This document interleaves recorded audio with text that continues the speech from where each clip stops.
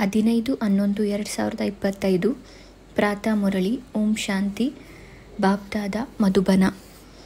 ಮಧುರ ಮಕ್ಕಳೇ, ತಮ್ಮ ಚಲನೆಯನ್ನು ಸುಧಾರಣೆ ಮಾಡಿಕೊಳ್ಳಲು ನೆನಪಿನ ಯಾತ್ರೆಯಲ್ಲಿರಬೇಕಾಗಿದೆ.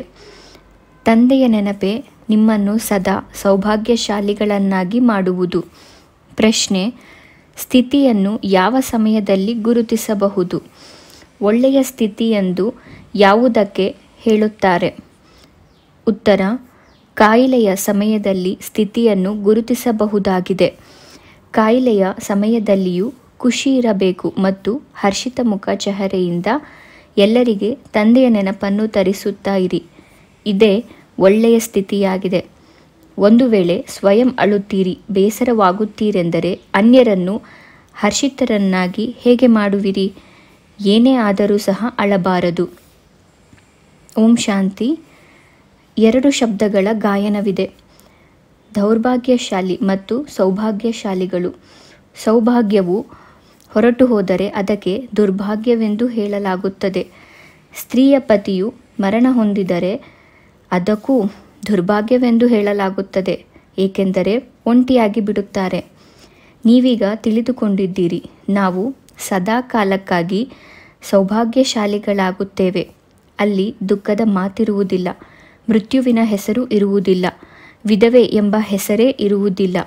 ವಿಧವೆಗೆ ದುಃಖವಾಗುತ್ತದೆ, ಅಳುತ್ತಿರುತ್ತಾರೆ. ಭಲೆ ಸಾಧು ಸಂತರಿದ್ದಾರೆ, ಆದರೆ ಅವರಿಗೆ ದುಃಖವಿರುವುದಿಲ್ಲವೆಂದಲ್ಲ. ಕೆಲವರು ಹುಚ್ಚರಾಗುತ್ತಾರೆ, ಕೆಲವರು ರೋಗಿಗಳಾಗುತ್ತಾರೆ. ಇದು ರೋಗಿ ಪ್ರಪಂಚವಾಗಿದೆ. ಸತ್ಯಯುಗವು ನಿರೋಗಿ ಪ್ರಪಂಚವಾಗಿದೆ. ಮಕ್ಕಳು ತಿಳಿದುಕೊಳ್ಳುತ್ತೀರಿ, ನಾವು ಭಾರತವನ್ನು ಪುನಃ ಶ್ರೀಮತದಂತೆ ನಿರೋಗಿಯನ್ನಾಗಿ ಮಾಡುತ್ತೇವೆ. ಈ ಸಮಯದಲ್ಲಿ ಮನುಷ್ಯರ ನಡವಳಿಕೆಯು ಬಹಳ ಕೆಟ್ಟು ಹೋಗಿದೆ. ಈಗ ನಡವಳಿಕೆಯನ್ನು ಸುಧಾರಣೆ ಮಾಡುವುದಕ್ಕೂ ಅವಶ್ಯವಾಗಿ ವಿಭಾಗವಿರುತ್ತದೆ. ಶಾಲೆಗಳಲ್ಲಿಯೂ ವಿದ್ಯಾರ್ಥಿಗಳ ರಿಜಿಸ್ಟರ್ ಇಡಲಾಗುತ್ತದೆ. ಅದರಿಂದ ಅವರ ನಡವಳಿಕೆಯ ಬಗ್ಗೆ ತಿಳಿಯುತ್ತದೆ. ಆದ್ದರಿಂದ ತಂದೆಯೂ ಸಹ ಮೊದಲು ರಿಜಿಸ್ಟರ್ ಇಡಿಸಿದ್ದರು. ಪ್ರತಿಯೊಬ್ಬರೂ ತಮ್ಮ ರಿಜಿಸ್ಟರನ್ನಿಡಿ, ತಮ್ಮ ಚಲನೆಯನ್ನು ನೋಡಿಕೊಳ್ಳಿ. ನಾನು ಯಾವುದೇ ತಪ್ಪು ಮಾಡುತ್ತಿಲ್ಲವೇ? ಮೊದಲ ಮಾತೇನೆಂದರೆ ತಂದೆಯನ್ನು ನೆನಪು ಮಾಡುವುದಾಗಿದೆ. ಅದರಿಂದಲೇ ನಿಮ್ಮ ಚಾರಿತ್ರ್ಯವು ಸುಧಾರಣೆಯಾಗುತ್ತದೆ. ಒಬ್ಬ ತಂದೆಯ ನೆನಪಿನಿಂದ ಆಯಸ್ಸು ವೃದ್ಧಿಯಾಗುತ್ತದೆ. ಇವು ಜ್ಞಾನರತ್ನಗಳಾಗಿವೆ. ನೆನಪಿಗೆ ರತ್ನಗಳೆಂದು ಹೇಳಲಾಗುವುದಿಲ್ಲ. ನೆನಪಿನಿಂದಲೇ ನಿಮ್ಮ ನಡವಳಿಕೆಯು ಸುಧಾರಣೆಯಾಗುತ್ತದೆ. ಈ 84 ಜನ್ಮಗಳ ಚಕ್ರವನ್ನು ನಿಮ್ಮ ವಿನಃ ಮತ್ಯಾರೂ ತಿಳಿಸಲು ಸಾಧ್ಯವಿಲ್ಲ.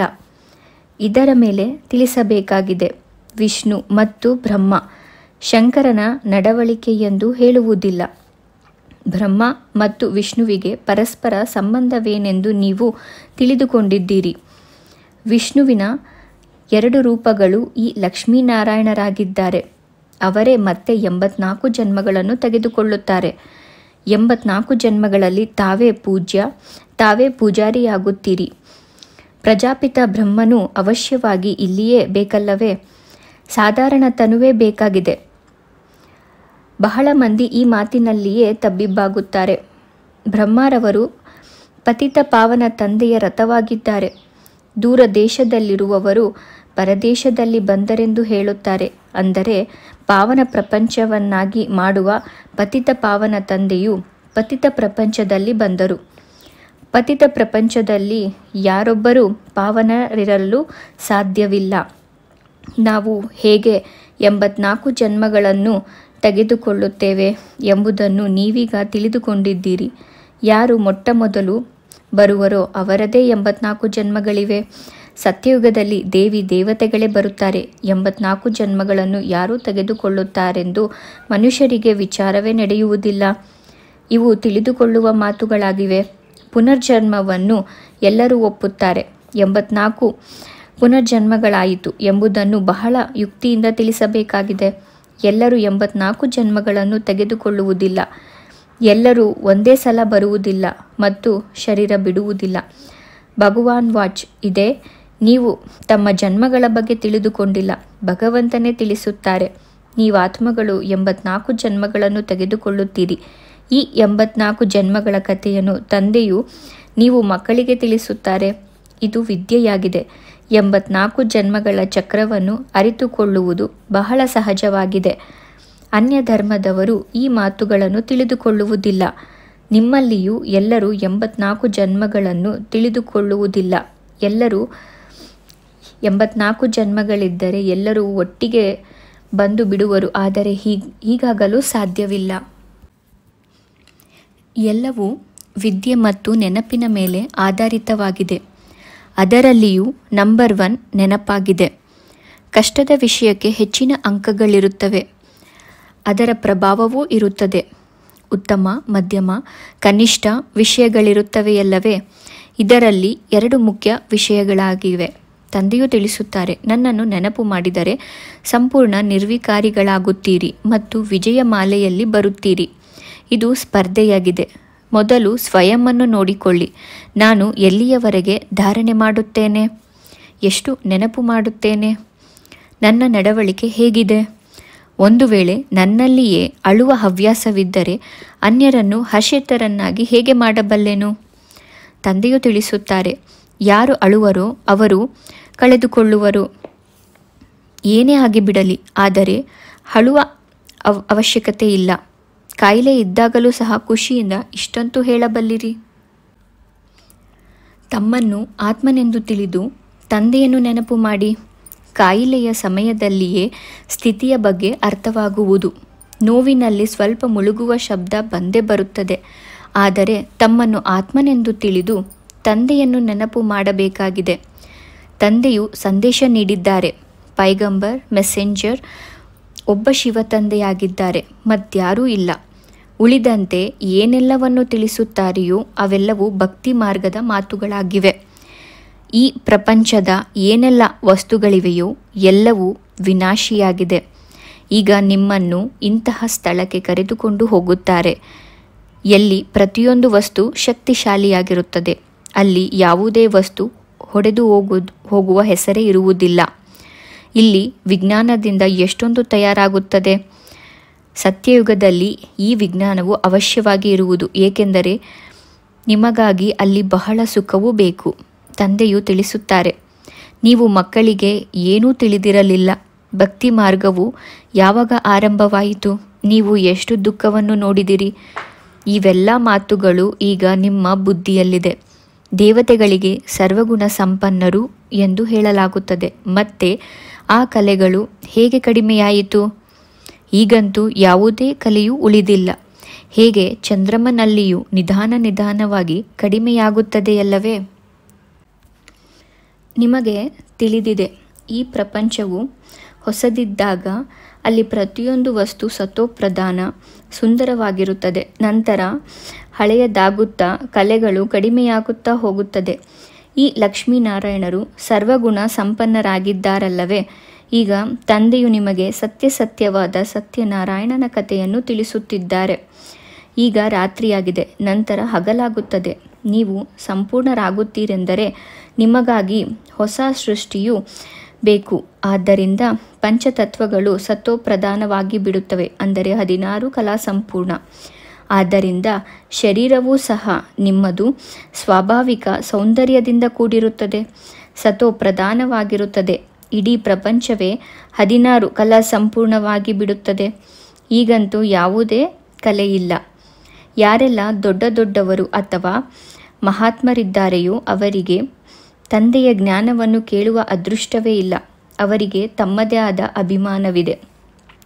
ಬಹಳ ಮಟ್ಟಿಗೆ ಇದು ಬಡವರ ಅದೃಷ್ಟದಲ್ಲಿಯೇ ಇದೆ. ಇಷ್ಟು ಶ್ರೇಷ್ಠ ತಂದೆಯು ಯಾರಿದ್ದರೂ ದೊಡ್ಡ ರಾಜ ಅಥವಾ ಪವಿತ್ರ ಋಷಿ ಮುನಿಗಳ ತನುವಿನಲ್ಲಿ ಬರಬೇಕಾಗಿತ್ತು ಎಂದು ಕೆಲವರು ಹೇಳುತ್ತಾರೆ. ಸನ್ಯಾಸಿಗಳೇ ಪವಿತ್ರರಾಗಿರುತ್ತಾರೆ. ತಂದೆಯು ತಿಳಿಸುತ್ತಾರೆ, ನಾನು ಯಾರಲ್ಲಿ ಬರುತ್ತೇನೆ? ಯಾರು ಪೂರ್ಣ 84 ಜನ್ಮಗಳನ್ನು ತೆಗೆದುಕೊಳ್ಳುವರೋ ಅವರ ತನುವಿನಲ್ಲಿಯೇ ಬರುತ್ತೇನೆ. ಒಂದು ದಿನವೂ ಕಡಿಮೆಯಾಗಬಾರದು. ಕೃಷ್ಣನ ಜನ್ಮವಾಯಿತು. ಆ ಸಮಯದಿಂದ 16 ಕಲಾ ಸಂಪೂರ್ಣನಾದನು. ನಂತರ ಸತೋ ರಜೋ ತಮೋದಲ್ಲಿ ಬರುತ್ತಾನೆ. ಪ್ರತಿಯೊಂದು ವಸ್ತು ಮೊದಲು ಸತೋಪ್ರಧಾನ, ನಂತರ ಸತೋ ರಜೋ ತಮೋದಲ್ಲಿ ಬರುತ್ತದೆ. ಸತ್ಯಯುಗದಲ್ಲಿಯೂ ಇದೇ ರೀತಿಯಾಗುತ್ತದೆ.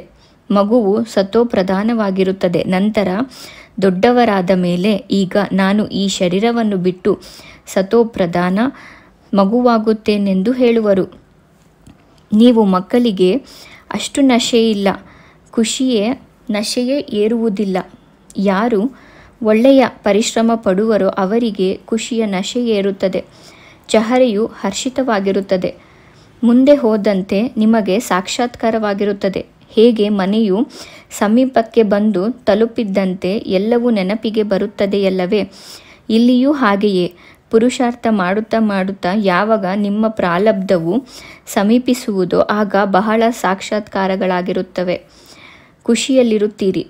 ಯಾರು ಅನುತ್ತೀರ್ಣರಾಗುವರೋ ಅವರು ಸಂಕೋಚಕ್ಕೊಳಗಾಗುತ್ತಾರೆ. ನಿಮಗೂ ಸಹ ತಂದೆಯು ತಿಳಿಸುತ್ತಾರೆ, ಮಕ್ಕಳೇ, ಕೊನೆಯಲ್ಲಿ ಬಹಳ ಪಶ್ಚಾತ್ತಾಪ ಪಡಬೇಕಾಗುತ್ತದೆ. ನಾವು ಏನಾಗುತ್ತೇವೆಂದು ತಮ್ಮ ಭವಿಷ್ಯದ ಸಾಕ್ಷಾತ್ಕಾರವನ್ನು ನೋಡುತ್ತೀರಿ. ತಂದೆಯು ತೋರಿಸುತ್ತಾರೆ, ನೀವು ಇಂತಿಂತಹ ವಿಕರ್ಮಗಳನ್ನು ಮಾಡಿದ್ದೀರಿ, ಪೂರ್ಣ ರೀತಿಯಲ್ಲಿ ಓದಲಿಲ್ಲ, ವಿರೋಧಿಗಳಾದಿರಿ, ಆದ್ದರಿಂದ ಈ ಶಿಕ್ಷೆ ಸಿಗುತ್ತದೆ ಎಂದು ಹೇಳುತ್ತಾರೆ. ಎಲ್ಲವೂ ಸಾಕ್ಷಾತ್ಕಾರವಾಗುತ್ತದೆ. ಸಾಕ್ಷಾತ್ಕಾರ ಮಾಡಿಸದೆ ಶಿಕ್ಷೆಯನ್ನು ಹೇಗೆ ಕೊಡುವರು? ನ್ಯಾಯಾಲಯದಲ್ಲಿಯೂ ನೀವು ಹೀಗೆ ಮಾಡಿದಿರಿ, ಅದಕ್ಕಾಗಿ ಈ ಶಿಕ್ಷೆ ಎಂದು ಹೇಳುತ್ತಾರೆ. ಎಲ್ಲಿಯವರೆಗೆ ಕರ್ಮಾತೀತ ಸ್ಥಿತಿಯಾಗುವುದಿಲ್ಲವೋ ಅಲ್ಲಿಯವರೆಗೆ ಏನಾದರೊಂದು ನಿರ್ಬಲತೆ ಇದ್ದೇ ಇರುತ್ತದೆ.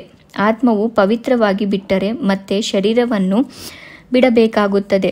ಕರ್ಮಾತೀತ ಆತ್ಮವು ಇಲ್ಲಿರಲು ಸಾಧ್ಯವಿಲ್ಲ. ಆ ಸ್ಥಿತಿಯನ್ನು ನೀವು ಧಾರಣೆ ಮಾಡಿಕೊಳ್ಳಬೇಕಾಗಿದೆ. ನೀವೀಗ ಹಿಂತಿರುಗಿ ಹೋಗಿ ಹೊಸ ಪ್ರಪಂಚದಲ್ಲಿ ಬರಲು ತಯಾರು ಮಾಡಿಕೊಳ್ಳುತ್ತೀರಿ. ನಿಮ್ಮ ಪುರುಷಾರ್ಥವೇ ಇದಾಗಿದೆ. ನಾವು ಬೇಗನೆ ಹೋಗಬೇಕು ಮತ್ತು ಬೇಗನೆ ಬರಬೇಕು. ಹೇಗೆ ಮಕ್ಕಳನ್ನು ಆಟದಲ್ಲಿ ಓಡಿಸುತ್ತಾರಲ್ಲವೇ? ಗುರಿಯನ್ನು ಮುಟ್ಟಿ ಮತ್ತೆ ಹಿಂತಿರುಗಿ ಬರಬೇಕಾಗಿದೆ. ಅದೇ ರೀತಿ ನೀವು ಸಹ ಬೇಗನೆ ಹೋಗಿ ಮತ್ತೆ ಮೊದಲನೇ ನಂಬರ್ನಲ್ಲಿ ಹೊಸ ಪ್ರಪಂಚದಲ್ಲಿ ಬರಬೇಕಾಗಿದೆ. ಅಂದಾಗ ಇದು ಸ್ಪರ್ಧೆಯಾಗಿದೆ. ಶಾಲೆಯಲ್ಲಿಯೂ ಸ್ಪರ್ಧೆಯನ್ನಿಡುತ್ತಾರಲ್ಲವೇ? ಇದು ಪ್ರವೃತ್ತಿ ಮಾರ್ಗವಾಗಿದೆ. ಮೊಟ್ಟಮೊದಲು ನಿಮ್ಮದು ಪವಿತ್ರ ಗೃಹಸ್ಥ ಧರ್ಮವಾಗಿತ್ತು, ಈಗ ವಿಕಾರಿಯಾಗಿದೆ. ಪುನಃ ನಿರ್ವಿಕಾರಿ ಪ್ರಪಂಚವಾಗುವುದು. ಈ ಮಾತುಗಳನ್ನು ನೀವು ಸ್ಮರಣೆ ಮಾಡುತ್ತಿದ್ದರೂ ಸಹ ಬಹಳ ಖುಷಿ ಇರುವುದು. ನಾವೇ ರಾಜ್ಯವನ್ನು ಪಡೆಯುತ್ತೇವೆ ಮತ್ತು ಕಳೆದುಕೊಳ್ಳುತ್ತೇವೆ. ಹೀರೋಯಿನ್ ಎಂದು ಹೇಳುತ್ತಾರಲ್ಲವೇ? ವಜ್ರ ಸಮಾನ ಜನ್ಮವನ್ನು ಪಡೆದುಕೊಂಡು ಮತ್ತೆ ಹೇಗೆ ಕವಡೆಯಂತಹ ಜನ್ಮದಲ್ಲಿ ಬರುತ್ತೀರಿ? ಈಗ ತಂದೆಯು ತಿಳಿಸುತ್ತಾರೆ, ನೀವು ಕವಡೆಗಳ ಹಿಂದೆ ತಮ್ಮ ಸಮಯವನ್ನು ಕಳೆಯಬೇಡಿ. ಇವರೂ ಸಹ ಹೇಳುತ್ತಾರೆ, ಅಂದರೆ ಬ್ರಹ್ಮ, ನಾನು ಸಮಯ ವ್ಯರ್ಥ ಮಾಡುತ್ತಿದ್ದೇನು. ಆದ್ದರಿಂದ ತಂದೆಯು ನನಗೂ ಹೇಳಿದರು, ಈಗ ನೀನು ನನ್ನವನಾಗಿ ಈ ಆತ್ಮಿಕ ಸೇವೆಯಲ್ಲಿ ತೊಡಗಬೇಕು. ಎಂದ ಕೂಡಲೇ ಎಲ್ಲವನ್ನೂ ಬಿಟ್ಟೆನು. ಅಂದರೆ ಹಣವನ್ನೇನು ಎಸೆಯಲಾಗುವುದಿಲ್ಲ. ಹಣವು ಕೆಲಸಕ್ಕೆ ಬರುತ್ತದೆ. ಹಣವಿಲ್ಲದೆ ಯಾವುದೇ ಮನೆ ಇತ್ಯಾದಿಗಳು ಸಿಗುವುದಿಲ್ಲ. ಮುಂದೆ ಹೋದಂತೆ ದೊಡ್ಡ ಧನವಂತರು ಬರುತ್ತಾರೆ, ನಿಮಗೆ ಸಹಯೋಗ ಕೊಡುತ್ತಿರುತ್ತಾರೆ. ಕೊನೆಗೊಂದು ದಿನ ನೀವು ದೊಡ್ಡ ಕಾಲೇಜು ವಿಶ್ವವಿದ್ಯಾಲಯಗಳಲ್ಲಿಯೂ ಹೋಗಿ ಈ ಸೃಷ್ಟಿ ಚಕ್ರವು ಹೇಗೆ ಸುತ್ತುತ್ತದೆ, ಇತಿಹಾಸವು ಆದಿಯಿಂದ ಅಂತ್ಯದವರೆಗೆ ಹೇಗೆ ಪುನರಾವರ್ತನೆಯಾಗುತ್ತದೆ ಎಂದು ಭಾಷಣ ಮಾಡಬೇಕಾಗುವುದು. ಸತ್ಯಯುಗದಿಂದ ಕಲಿಯುಗದವರೆಗೆ ಸೃಷ್ಟಿಯ ಇತಿಹಾಸ ಭೂಗೋಳವನ್ನು ನಾವು ನಿಮಗೆ ತಿಳಿಸುತ್ತೇವೆ. ನಡವಳಿಕೆಯ ಮೇಲೂ ಸಹ ನೀವು ಬಹಳಷ್ಟು ತಿಳಿಸಬಹುದು. ಈ ಲಕ್ಷ್ಮೀನಾರಾಯಣರ ಮಹಿಮೆ ಮಾಡಿ. ಭಾರತವು ಎಷ್ಟು ಪಾವನವಾಗಿತ್ತು, ದೈವಿ ಗುಣಗಳಿತ್ತು, ಈಗಂತೂ ವಿಕಾರಿ ಗುಣಗಳಿವೆ. ಅವಶ್ಯವಾಗಿ ಚಕ್ರವು ಪುನಃ ಪುನರಾವರ್ತನೆಯಾಗುವುದು. ನಾವು ವಿಶ್ವದ ಇತಿಹಾಸ ಭೂಗೋಳವನ್ನು ತಿಳಿಸುತ್ತೇವೆಂದು ಹೇಳಬೇಕು. ಅಲ್ಲಿ ಒಳ್ಳೊಳ್ಳೆಯವರು ಹೋಗಬೇಕು. ಹೇಗೆ ಥಿಯೋಸಾಫಿಕಲ್ ಸೊಸೈಟಿಯಲ್ಲಿ ನೀವು ಭಾಷಣ ಮಾಡಿ, ಕೃಷ್ಣನು ದೇವತೆಯಾಗಿದ್ದನು, ಸತ್ಯಯುಗದಲ್ಲಿದ್ದನು. ಮೊಟ್ಟಮೊದಲು ಶ್ರೀಕೃಷ್ಣನೇ ಯೌವನದಲ್ಲಿ ನಾರಾಯಣನಾಗುತ್ತಾನೆ. ನಾವು ನಿಮಗೆ ಶ್ರೀಕೃಷ್ಣನ 84 ಜನ್ಮಗಳ ಕಥೆಯನ್ನು ತಿಳಿಸುತ್ತೇವೆ. ಯಾವುದನ್ನು ಮತ್ಯಾರೂ ತಿಳಿಸಲು ಸಾಧ್ಯವಿಲ್ಲ. ಈ ಟಾಪಿಕ್ ಬಹಳ ದೊಡ್ಡದಾಗಿದೆ. ಬುದ್ಧಿವಂತರು ಹೋಗಿ ಭಾಷಣ ಮಾಡಬೇಕು. ನಾವು ವಿಶ್ವದ ಮಾಲೀಕರಾಗುತ್ತೇವೆಂದು ಈಗ ನಿಮ್ಮ ಮನಸ್ಸಿನಲ್ಲಿ ಬರುತ್ತಿದೆ. ಅಂದ ಮೇಲೆ ನಿಮಗೆ ಎಷ್ಟು ಖುಷಿ ಇರಬೇಕು. ಒಳಗೆ ಕುಳಿತು ಇದೇ ಸ್ಮರಣೆ ಮಾಡುತ್ತಾ ಇರಿ. ಆಗ ನಿಮಗೆ ಈ ಪ್ರಪಂಚದಲ್ಲಿ ಏನೂ ಭಾಸವಾಗುವುದಿಲ್ಲ. ನೀವಿಲ್ಲಿ ಪರಮಪಿತ ಪರಮಾತ್ಮನ ಮೂಲಕ ವಿಶ್ವದ ಮಾಲೀಕರಾಗಲು ಬರುತ್ತೀರಿ. ಈ ಪ್ರಪಂಚಕ್ಕೆ ವಿಶ್ವವೆಂದು ಹೇಳಲಾಗುತ್ತದೆ. ಬ್ರಹ್ಮಲೋಕ ಅಥವಾ ಸೂಕ್ಷ್ಮವತನಕ್ಕೆ ವಿಶ್ವವೆಂದು ಹೇಳುವುದಿಲ್ಲ. ತಂದೆಯು ತಿಳಿಸುತ್ತಾರೆ, ನಾನು ವಿಶ್ವದ ಮಾಲೀಕನಾಗುವುದಿಲ್ಲ, ನೀವು ಮಕ್ಕಳನ್ನೇ ವಿಶ್ವದ ಮಾಲೀಕರನ್ನಾಗಿ ಮಾಡುತ್ತೇನೆ. ಎಷ್ಟು ಗುಹ್ಯ ಮಾತುಗಳಾಗಿವೆ.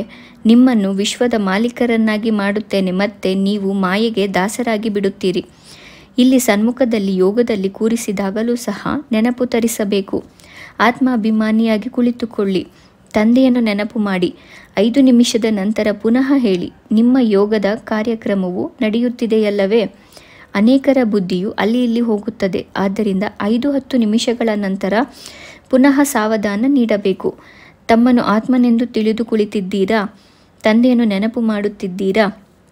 ಆಗ ಸ್ವಯಂನ ಮೇಲೂ ಗಮನವಿರುತ್ತದೆ. ತಂದೆಯು ಇವೆಲ್ಲ ಯುಕ್ತಿಗಳನ್ನು ತಿಳಿಸುತ್ತಾರೆ. ಪದೇ ಪದೇ ಸಾವಧಾನ ನೀಡಿ. ತಮ್ಮನ್ನು ಆತ್ಮನೆಂದು ತಿಳಿದು ಶಿವತಂದೆಯ ನೆನಪಿನಲ್ಲಿ ಕುಳಿತಿದ್ದೀರಾ? ಆಗ ಯಾರ ಬುದ್ಧಿಯೋಗವು ಅಲೆಯುತ್ತಿರುವುದೋ ಅವರು ಜಾಗೃತರಾಗುತ್ತಾರೆ. ಪದೇ ಪದೇ ಈ ನೆನಪು ತರಿಸಬೇಕು. ತಂದೆಯ ನೆನಪಿನಿಂದಲೇ ನೀವು ಪಾರಾಗುವಿರಿ. ಅಂಬಿಗನೇ, ನನ್ನ ದೋಣಿಯನ್ನು ಪಾರು ಮಾಡು ಎಂದು ಹಾಡುತ್ತಾರೆ, ಆದರೆ ಅರ್ಥವನ್ನು ತಿಳಿದುಕೊಂಡಿಲ್ಲ. ಮುಕ್ತಿಧಾಮದಲ್ಲಿ ಹೋಗುವುದಕ್ಕಾಗಿ ಅರ್ಧಕಲ್ಪ ಭಕ್ತಿ ಮಾಡಿದಿರಿ. ಈಗ ನನ್ನನ್ನು ನೆನಪು ಮಾಡಿ, ಆಗ ಮುಕ್ತಿಧಾಮದಲ್ಲಿ ಹೋಗುತ್ತೀರಿ. ನೀವು ಪಾಪವನ್ನು ಕಳೆಯುವುದಕ್ಕಾಗಿಯೇ ಕುಳಿತುಕೊಳ್ಳುತ್ತೀರಿ ಅಂದ ಮೇಲೆ ಪಾಪವನ್ನು ಮಾಡಬಾರದಲ್ಲವೇ? ಇಲ್ಲದಿದ್ದರೆ ಪಾಪಗಳು ಉಳಿದು ಬಿಡುತ್ತವೆ. ಇದು ನಂಬರ್ 1 ಪುರುಷಾರ್ಥವಾಗಿದೆ. ತನ್ನನ್ನು ಆತ್ಮನೆಂದು ತಿಳಿದು ತಂದೆಯನ್ನು ನೆನಪು ಮಾಡಿ. ಹೀಗೆ ಎಚ್ಚರಿಕೆ ನೀಡುತ್ತಾ ಇರುವುದರಿಂದ ತನ್ನ ಮೇಲೂ ಗಮನವಿರುವುದು. ತನಗೆ ತಾನು ಸಾವಧಾನ ನೀಡಬೇಕಾಗಿದೆ. ಮೊದಲು ಸ್ವಯಂ ನೆನಪಿನಲ್ಲಿ ಕುಳಿತಾಗಲೇ ಅನ್ಯರನ್ನು ಕೂರಿಸುವಿರಿ. ನಾವು ಆತ್ಮರಾಗಿದ್ದೇವೆ, ನಮ್ಮ ಮನೆಗೆ ಹೋಗುತ್ತೇವೆ, ನಂತರ ಬಂದು ರಾಜ್ಯವನ್ನು ಮಾಡುತ್ತೇವೆ. ತನ್ನನ್ನು ಶರೀರವೆಂದು ತಿಳಿಯುವುದು ಸಹ ಒಂದು ಕಠಿಣವಾದ ಕಾಯಿಲೆಯಾಗಿದೆ. ಆದ್ದರಿಂದಲೇ ಎಲ್ಲರೂ ರಸಾತಳದಲ್ಲಿ ಹೊರಟು ಹೋಗಿದ್ದಾರೆ. ಈಗ ಅವರನ್ನು ಪುನಃ ರಕ್ಷಿಸಬೇಕಾಗಿದೆ. ಒಳ್ಳೆಯದು. ಮಧುರಾತಿ ಮಧುರ ಅಗಲಿ ಹೋಗಿ ಮರಳಿ ಸಿಕ್ಕಿರುವ ಮಕ್ಕಳ ಪ್ರತಿ ಮಾತಾಪಿತಾ ಬಾಪ್ದಾದರವರ ನೆನಪು, ಪ್ರೀತಿ ಹಾಗೂ ಸುಪ್ರಭಾತ. ಆತ್ಮಿಕ ಮಕ್ಕಳಿಗೆ ಆತ್ಮಿಕ ತಂದೆಯ ನಮಸ್ತೆ ಹಾಗೂ ನಮ್ಮೆಲ್ಲ ಆತ್ಮಗಳಿಂದ ಆತ್ಮಿಕ ತಂದೆಗೆ ನೆನಪು, ಪ್ರೀತಿ ಹಾಗೂ ನಮಸ್ತೆ ನಮಸ್ತೆ ನಮಸ್ತೆ. ಧಾರಣೆಗಾಗಿ ಮುಖ್ಯ ಸಾರ. ತಮ್ಮ ಸಮಯವನ್ನು ಆತ್ಮಿಕ ಸೇವೆಯಲ್ಲಿ ಸಫಲ ಮಾಡಿಕೊಳ್ಳಬೇಕಾಗಿದೆ. ಜೀವನವನ್ನು ವಜ್ರ ಸಮಾನ ಮಾಡಿಕೊಳ್ಳಬೇಕಾಗಿದೆ. ತನಗೆ ತಾನು ಸಾವಧಾನ ನೀಡುತ್ತಿರಬೇಕು. ಶರೀರವೆಂದು ತಿಳಿಯುವ ಕಠಿಣ ಕಾಯಿಲೆಯಿಂದ ಮುಕ್ತರಾಗುವ ಪುರುಷಾರ್ಥ ಮಾಡಬೇಕು. 2ನೇ ಪಾಯಿಂಟ್, ಎಂದೂ ಮಾಯೆಗೆ ದಾಸರಾಗಬಾರದು. ಅಂತರ್ಮುಖಿಯಾಗಿ ಇದೇ ಜಪ ಮಾಡಬೇಕು. ನಾನು ಆತ್ಮನಾಗಿದ್ದೇನೆ. ನಾವು ಭಿಕಾರಿಯಿಂದ ರಾಜಕುಮಾರರಾಗುತ್ತೇವೆಂಬ ಖುಷಿ ಇರಲಿ. ವರದಾನ: ಅನುಭವಗಳ ಗುಹ್ಯತೆಯ ಪ್ರಯೋಗಶಾಲೆಯಲ್ಲಿದ್ದು ಹೊಸ ಅನ್ವೇಷಣೆಯನ್ನು ಮಾಡುವಂತಹ ಅಂತರ್ಮುಖಿ ಭವ. ಯಾವಾಗ ಸ್ವಯಂನಲ್ಲಿ ಮೊದಲು ಸರ್ವಾನುಭವಗಳು ಪ್ರತ್ಯಕ್ಷವಾಗುತ್ತದೆಯೋ ಆಗ ಪ್ರತ್ಯಕ್ಷತೆಯಾಗುತ್ತದೆ. ಇದಕ್ಕಾಗಿ ಅಂತರ್ಮುಖಿಯಾಗಿ ನೆನಪಿನ ಯಾತ್ರೆ ಅಥವಾ ಪ್ರತಿಯೊಂದು ಪ್ರಾಪ್ತಿಯ ಗುಹ್ಯತೆಯಲ್ಲಿ ಹೋಗಿ ಅನ್ವೇಷಣೆ ಮಾಡಿರಿ. ಸಂಕಲ್ಪ ಧಾರಣೆ ಮಾಡಿರಿ ಮತ್ತು ಅನಂತರ ಅದರ ಪರಿಣಾಮ ಅಥವಾ ಸಿದ್ಧಿಯನ್ನು ನೋಡಿರಿ. ಯಾವ ಸಂಕಲ್ಪವನ್ನು ಮಾಡಿದೆನೋ ಅದು ಸಿದ್ಧವಾಯಿತೆ ಅಥವಾ ಇಲ್ಲವೇ? ಹೀಗೆ ಅನುಭವಗಳನ್ನು ಗುಹ್ಯತೆಯ ಪ್ರಯೋಗಶಾಲೆಯಲ್ಲಿರಿ. ಅದರಿಂದ ಅನುಭವವಾಗಲಿ. ಇವರೆಲ್ಲರೂ ಯಾವುದೇ ವಿಶೇಷ ಲಗನ್ನಿನಲ್ಲಿ ಮಗ್ನ, ಈ ಪ್ರಪಂಚದಿಂದ ಉಪರಾಮ್ ಆಗಿದ್ದಾರೆ, ಅಂದರೆ ಭಿನ್ನ ಆಗಿದ್ದಾರೆ. ಕರ್ಮವನ್ನು ಮಾಡುತ್ತಾ ಯೋಗದ ಶಕ್ತಿಶಾಲಿ ಸ್ಥಿತಿಯಲ್ಲಿರುವ ಅಭ್ಯಾಸವನ್ನು ಹಂಚಿಕೊಳ್ಳಿರಿ ಹಾಗೂ ಹೆಚ್ಚಿಸಿಕೊಳ್ಳಿರಿ. ಹೇಗೆ ವಾಣಿಯಲ್ಲಿ ಬರುವ ಅಭ್ಯಾಸವಿದೆ ಹಾಗೆಯೇ ಆತ್ಮೀಯತೆಯಲ್ಲಿರುವ ಅಭ್ಯಾಸವನ್ನು ಹಾಕಿಕೊಳ್ಳಿರಿ. ಸ್ಲೋಗನ್: ಸಂತುಷ್ಟತೆಯ ಸೀಟ್ನಲ್ಲಿ ಕುಳಿತುಕೊಂಡು ಪರಿಸ್ಥಿತಿಗಳ ಆಟವನ್ನು ನೋಡುವವರೇ ಸಂತುಷ್ಟಮಣಿ ಆಗಿದ್ದಾರೆ.